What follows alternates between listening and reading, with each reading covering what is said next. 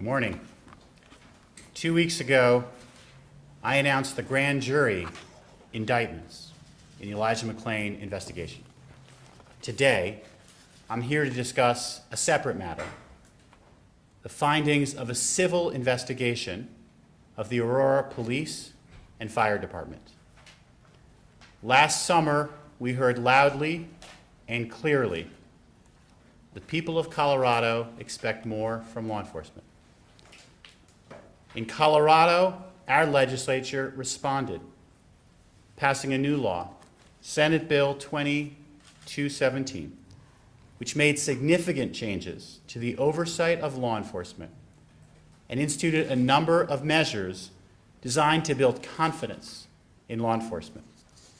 As part of the overall effort to elevate the trust in and the effectiveness of law enforcement, that law authorized our department to conduct investigations and, if facts warranted it, to require government agencies to change their behavior if there's a pattern or practice of violating the civil rights or denying the protections provided by federal or state constitution or law. This pattern or practice authority, as it's known, is a tool that the federal government has had for some time. But Colorado became a national leader by providing our department with the ability to engage in such investigations on a state level. Unlike an investigation of a particular incident, this law allows our department to look at an entire agency's course of conduct, evaluating whether or not there is a pattern or practice of violating rights secured by federal or state law. In the months following the passage of this law, the Aurora community made clear that it had concerns with regard to its police department and its fire rescue. Hearing those concerns, I put together a team to evaluate and to examine these agencies' conduct and determine whether or not there is indeed a pattern and practice of violating the law. To its great credit, the city of Aurora and the leaders of the Aurora Police Department and Aurora Fire Rescue cooperated fully with our investigation. They gave us complete access to those agencies. And I'm grateful to those leaders and those agencies for their professionalism, for their openness, and for their commitment to cooperate with this investigation. Our investigation included extensive data analysis and direct observation of Aurora Police and Fire Rescue, including over 220 hours of in-person ride-alongs with officers on patrol and firefighters on duty. We analyzed over 3 million records using very sophisticated analytical and statistical programs. We attended over 9 months of weekly force review board meetings where body cam footage was reviewed of officers who use force, and we observed how Aurora evaluates the conduct of its officers.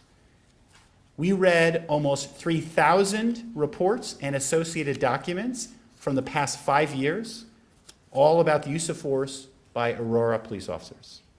We conducted a detailed examination of Aurora's use of force and related policies that were all put in place after legislation enacted in 2020.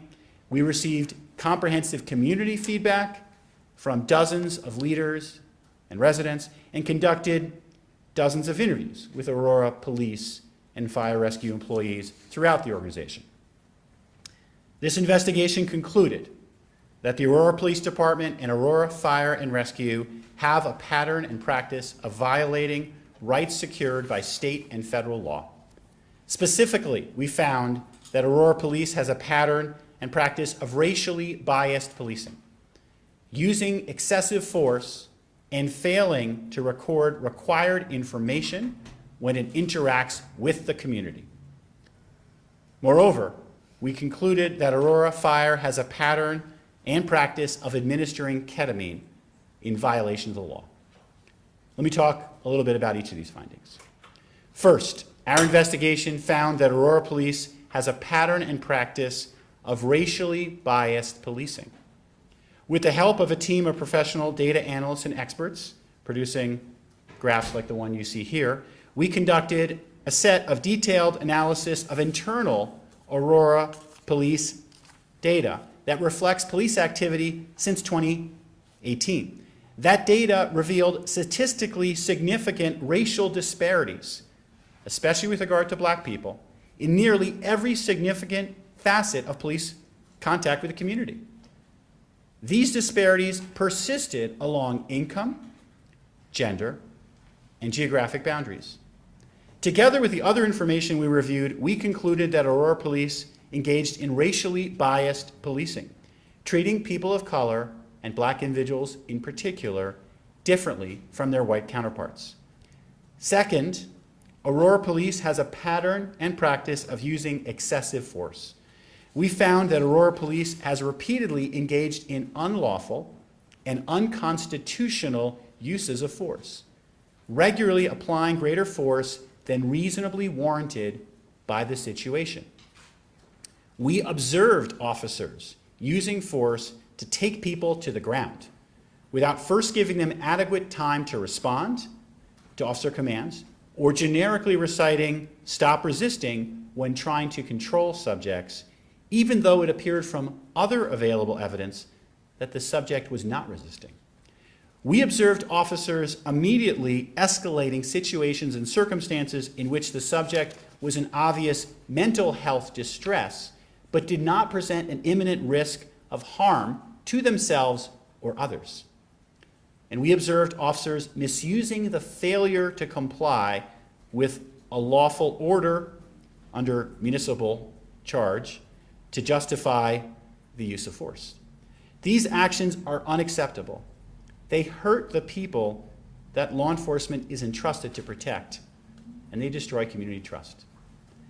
In our review of the Force Review Board's meetings, we observed Aurora Police continuing to analyze force only under the requirements of the U.S. Constitution rather than under the new, more limiting requirements set out by Colorado law. In addition, our investigation found that Aurora Police has a misplaced understanding of de-escalation, focusing on requiring officers to calm down after the use of force, rather than avoiding unnecessary escalation in the first instance. Third, Aurora Police has a pattern and practice of failing to document stops of individuals as required by law. Colorado's law enforcement measure, Senate Bill 2217, requires that peace officers have a legal basis for making contact with a member of the public to enforce or investigate a violation of the law. This law also requires record keeping whenever such contacts are made. We found, however, that Aurora did not update its practices and policies to comply with this new law enforcement accountability law. And Aurora Police still make stops without documenting them as the law requires. This practice by Aurora allows a vast category of police activity, such as investigative stops, to evade scrutiny. Fourth, Aurora Fire has had a pattern and practice of using ketamine in violation of the law. Through a comprehensive review of Aurora Fire's ketamine and care reports, our investigators observed a consistent pattern of illegal ketamine administration. Aurora Fire relied on a ketamine review process that did not adequately ensure that paramedics followed the legal requirements for administering ketamine. Its review process failed to identify problems when ketamine was inappropriately administered or was administered at the request of police in violation of the law. After making these observations, we then sought to determine the underlying reasons as to why Aurora Police and Aurora Fire personnel violated the law. Most failures with Aurora Police relate to systemic and severe cultural challenges that are created by several factors. First, Aurora's police culture leads to a frequent use of force that is often in excess of what the law permits. Training in Aurora is ad hoc and does not address specific needs of the organization as shown by officer behavior.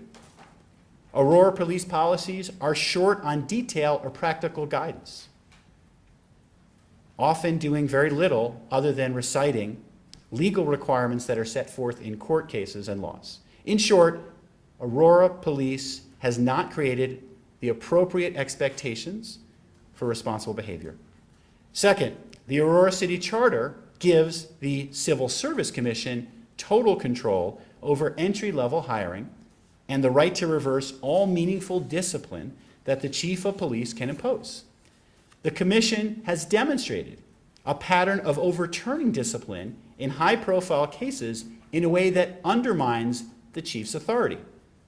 Officers who violate the law or policy are thus allowed to remain on the police force. The commission also has demonstrated a pattern of hiring recruits that do not reflect the diversity of the city. Third, Aurora Police does not meaningfully review officers' use of force, instead relying on formal and informal systems that presume policy compliance and deter candid feedback and discussion on how to improve or identify the improper use of force. To address these problems under the authority given to our office by Senate Bill 2217, we will compel Aurora Police and Fire Rescue to fix their organizations in several ways. Some of these changes directly relate to practices that violate the law. Other changes focus on culture, on leadership, and on structural reforms that address and will prevent the illegal conduct. We recommend and urge Aurora to enter into a consent decree with our department that will require specific and meaningful changes and ongoing independent oversight. We applaud Aurora's commitment to continue to cooperate with our office to try to implement such changes. If this effort is unsuccessful, however, we're prepared to seek a court-ordered solution to these problems. To enable Aurora Police and Fire to make necessary changes, we will, presuming continued cooperation, work with them on specific and tailored solutions that will reflect their input from experts, input from the community and our team to develop a meaningful consent decree. Under the pattern and practice law, we have 60 days to work with Aurora to reach an agreement to fix these problems. We plan on doing so and developing a consent decree that addresses the required changes in a way that has the best chance of making meaningful reforms and working for the city of Aurora. A court will be responsible for overseeing the implementation of this consent decree, and that effort will be aided and informed by a third-party monitor who will look closely at the changes being made.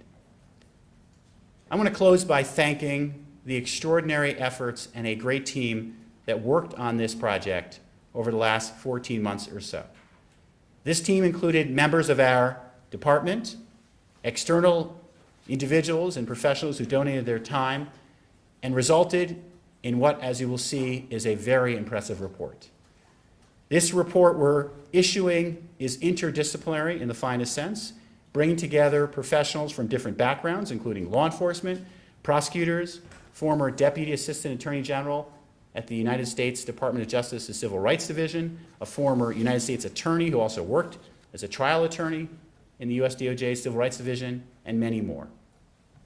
To enable us to produce such a thorough and careful analysis, I'm grateful that a couple of national law firms generously donated their time, Bartlett Beck and Stoll Reeves. I'm grateful to former Chief of Police T. Bowman, economic consulting firm Compass Lexicon, and Dr. David Mordechai and Samantha Capagoda, all of whom put in over hundreds of hours in this investigation. I also appreciate my Solicitor General Eric Olson and Deputy Attorney General Janet Drake of our Criminal Justice Section, who led this effort remarkably effectively on top of their day jobs.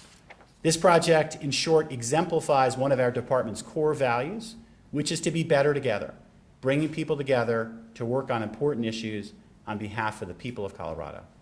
I'm proud of how well this team worked together in a creative and collaborative fashion, both across our department and with outside experts. In closing, our objective is to develop an agreed-upon consent decree that's going to enable Aurora to improve and build trust in law enforcement. That is what the community needs and deserves. Such a solution will hold Aurora accountable for past patterns and practices by appointing an independent monitor to oversee ongoing changes. It's critical that we take this opportunity to institute meaningful and lasting change. To that end, we're prepared to move forward with legal action, if necessary, to address these issues. We are thankful and grateful that the leadership of the City of Aurora, Aurora Police, and Fire Rescue have shown and have stated a commitment to seize this opportunity to improve and build community trust in law enforcement. I commend them for that approach and look forward to working with them to make the necessary changes. I would now welcome your questions. All right, start on this side and go across. What kind of specific changes is your office seeking in order to accept a consent decree agreement outside of court? When you read the report, you're going to see a number of specific failings of the type we talked about. For example, with regard to training or hiring. The changes we want will both directly relate to that, and in some cases will need to address underlying leadership, cultural issues to address those concerns. This is going to involve a back and forth, not just with the city, but with experts and with community members. We recognize the significance of this document, so we haven't done this by ourselves. The law calls for it to be a collaborative process, and that's the way we'll develop it. What changes do you hope this will bring to Aurora Fire and the police department? For us, the guiding light is how do we build trust in law enforcement and in government such that people are treated legally and fairly. The changes that we want to see both are changes in action and correlatively changes in confidence that the public can believe that their law enforcement is serving them appropriately. That's not going to happen overnight. We're going to develop a consent decree that will be implemented over time, but the end result is both changes in the practices of the police department and then ultimately the public having a higher degree of confidence in their law enforcement and fire agency. Yes? Is there a possibility of a federal consent decree? Our understanding as to how the Department of Justice operates is where there is a state action that is fully effective, the federal government puts its resources and energy elsewhere. Our commitment is to have a fully and effective consent decree such that there will be no need for federal action here. Who exactly do you negotiate with in Aurora? Like, who's your team going to sit down with, and does City Council have to sign off on this? I am not an expert in Aurora municipal government, so I probably need to encourage you to talk with them. I will say thus far, the city manager is the day-to-day chief operating officer or chief executive officer, and obviously the chiefs of police and fire have been thoroughly engaged. We'll continue engaging with them, and you'll have to talk to Aurora about what role the city council plays. I wanted to ask you, over the last year, we've seen Aurora implement stuff that indicates they're trying to make a change. They hired 21CP Solutions, which is a consultant for civil rights issues like this. They spent more than $350,000. Can you give your thoughts, or what would you say to the chief about those efforts, and did that impact at all your findings? We analyzed the studies that you mentioned, and we also commend the police department for making some ongoing changes, some to comply with existing law, some based on their own recognition they have to do better. That is part of their direction that we want to continue to see move forward, and that continues to inform what the work ahead looks like. So we appreciate that, and there's more work to do. Let's go to the back and then. I have two unrelated questions. One is, in the report, when you talk about you observing a use of force violations, excessive force, when you say that, are you talking about the ride-alongs? I mean, did your investigators actually see it, or are you talking about body cam footage that you viewed? Can you talk about how the data was? There were a few different sets of observation points that informed the findings in the report. One were ride-alongs themselves. 2 was body cam footage. 3 would be discussions of use of force at force review boards. And 4th, there were actual records kept of whenever force was used, and you saw some of the statistical analysis of those records. This report, as you will see, has an impressive amount of both qualitative, some which is firsthand, some secondhand observations, as well as statistical analysis that underlies its conclusions. Can you kind of explain the work of the independent monitor and the court? What exactly will they require from Aurora MDs? Will you be check-ins or? The exact rhythm and structure of the oversight is something we're going to have to figure out in the consent decree itself. There are other jurisdictions, think Los Angeles, that have had consent decrees because of pattern and practice investigations. We will seek to learn from what has worked well in those jurisdictions as we develop what is the first of its kind here in Colorado. This is the first of its kind under state law. Others will have to research, and we can try to get back to you, whether or not we've ever had another federal consent decree in Colorado of a law enforcement body. I don't know that offhand. So we will seek to learn from others as to how to best structure the independent monitor relationship. All right, we go back here. Will there be any legal action towards individual officers found to violate the civil rights of his members? And if so, what will be that? This report, these findings, and this process is systemic in nature. This is focused on the overall behavior with purely prospective injunctive relief that will change how Aurora operates. As a result, nothing in this process addresses individual actions by officers or provides potential actions that could yield other benefits. You mentioned ketamine in the report. Did you look at the use of other sedatives by Aurora Fire? Our focus was on ketamine. What we did is analyze that in particular. I'll note, I believe Aurora Fire has stopped using ketamine at all. Nonetheless, if they were to return, we do have some specific recommendations as to what the proper use of ketamine would look like. We didn't focus on other actions by Aurora Fire or other actions by its EMTs. Do you think that either of these two departments needs new senior leadership? I know it's a situation where they really worked with you all diligently to come to a lot of these findings, but a lot of this happened underneath their jurisdiction at that time. The leaders of both these agencies have been working very well with us. We'll continue to work with them, and we appreciate their commitment to reform. How long do you think it will take to implement all of these changes that you're seeking in this report?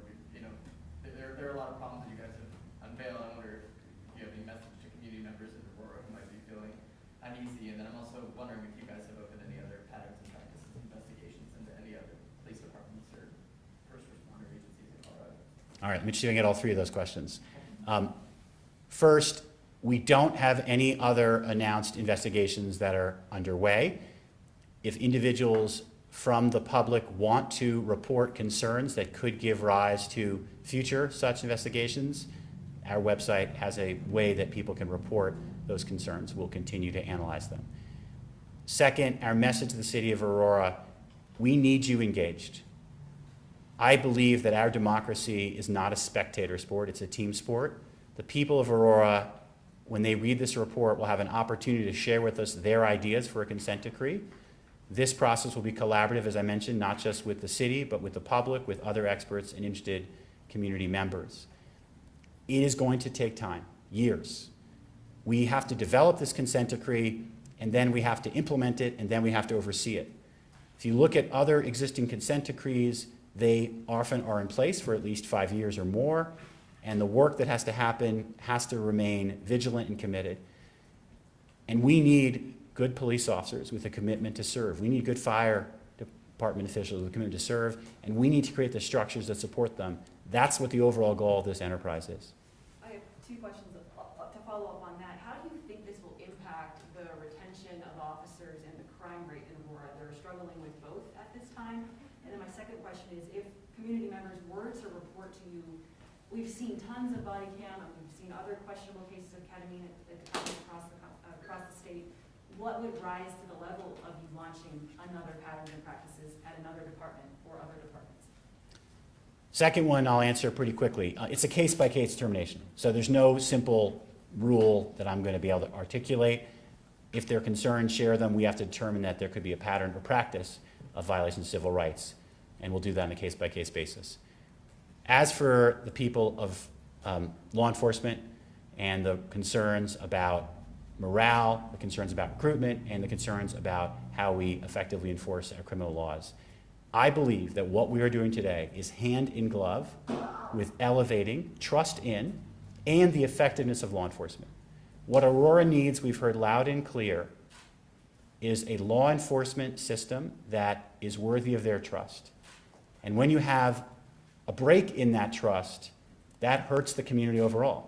And as a result, law enforcement is hurting in terms of their ability to do their jobs as well, and the community is hurting because they're not as confident. We believe this consent decree can elevate policing, elevate trust in law enforcement, and thus help actually make law enforcement more effective, thereby enabling us to reduce crime, to better recruit law enforcement, and to operate in a way that serves the community in a way that we believe police officers want to be able to do. I have two questions related to the monitor. I believe city management had alluded to the implementation of a monitor earlier this year. Would this be in addition to that, or would this have to be vetted through your office? And secondly, however that shakes out, what court venue would this person be reporting to? Would it be state district? We will have to figure out exactly where we will file a consent decree. We're first going to work on the consent decree, then we're going to figure that out. So we don't have yet an answer on where this will be filed. It will be overseen by a court. That is clear. We also have our own commitment to a monitor as part of the consent decree.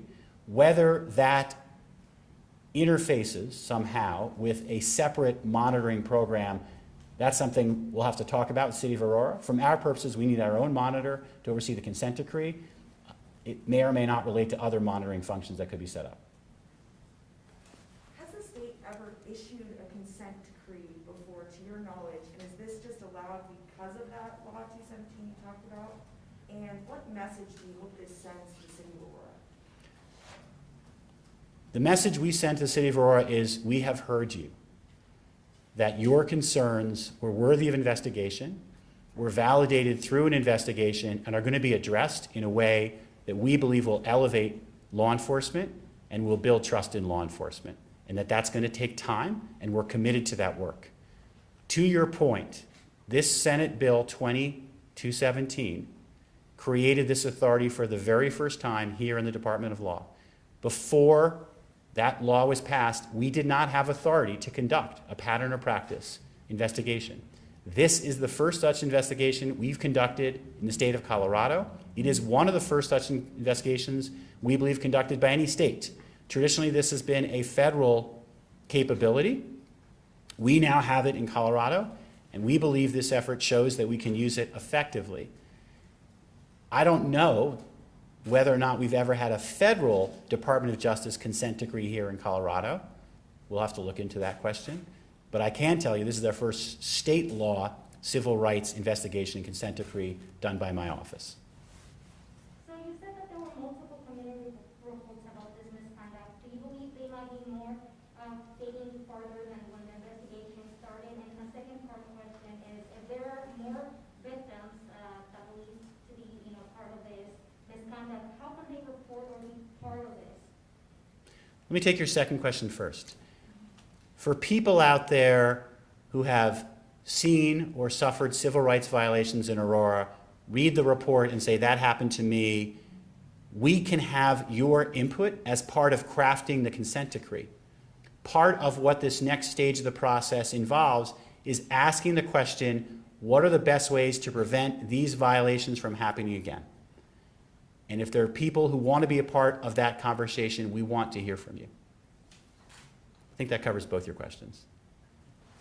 Does it? Follow up. Okay. When you said multiple, could you give us an estimate about how many reports you guys received? I don't have a characterization any more than we provide in the report itself. Thank you. What message do you want to send to officers or those who work with Aurora Fire or even other law enforcement Our goal here in the Department of Law overall is to elevate policing, to elevate the work of those working in fire departments. We need you. We need responsible, trusted individuals in law enforcement. We need a system that helps you operate at your very best.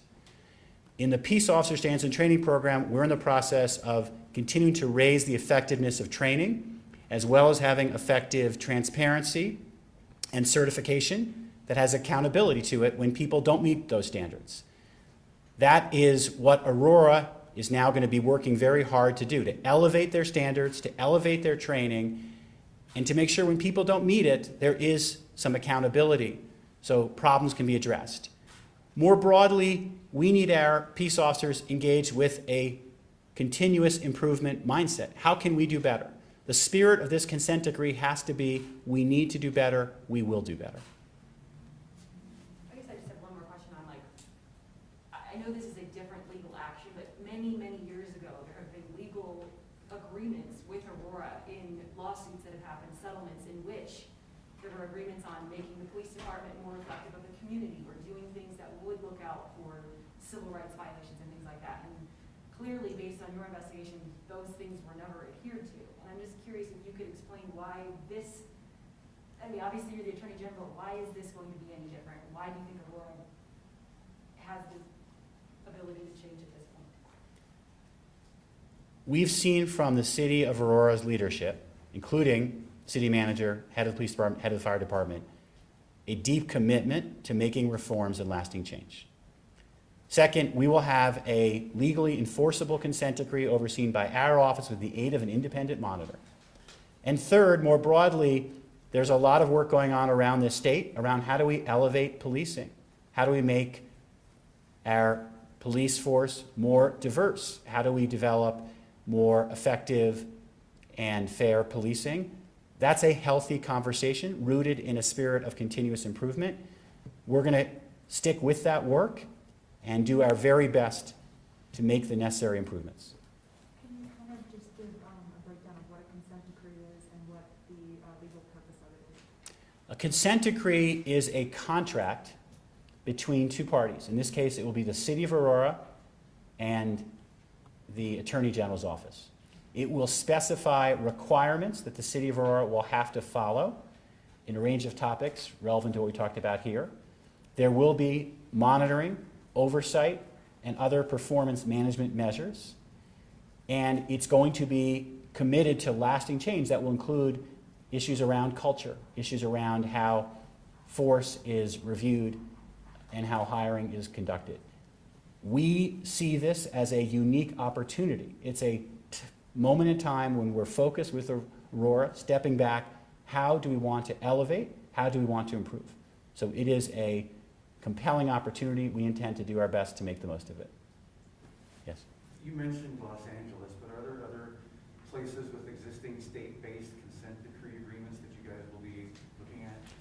The Los Angeles one, I believe, is a federal consent decree.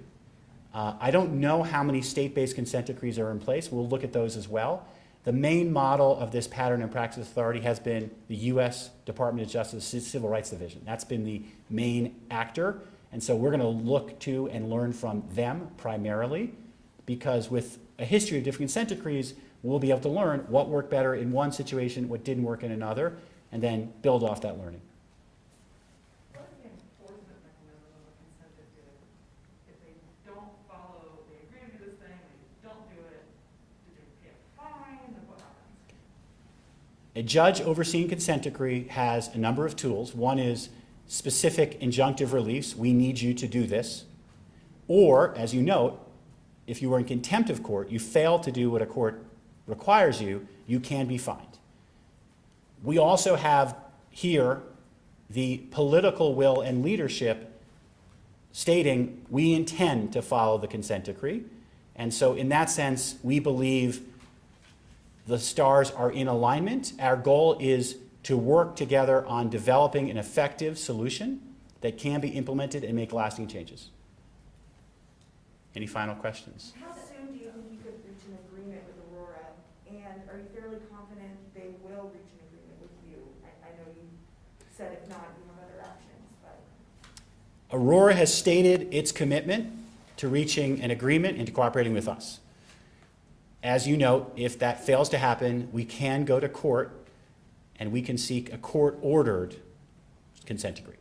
That is an option available to us under law. And we'll see how that all proceeds. Sorry if you said this, but have you said you wanted 5 years, 7 years, 10 years? We haven't specified the length. What I believe I said is, in general, if you look around at these consent decrees, they're at least 5 years, giving people just a sense of timing. And part of the discussion, negotiation will be how long is the consent decree in effect and what triggers could keep it in effect longer. That's another consequence if there's not sufficient compliance.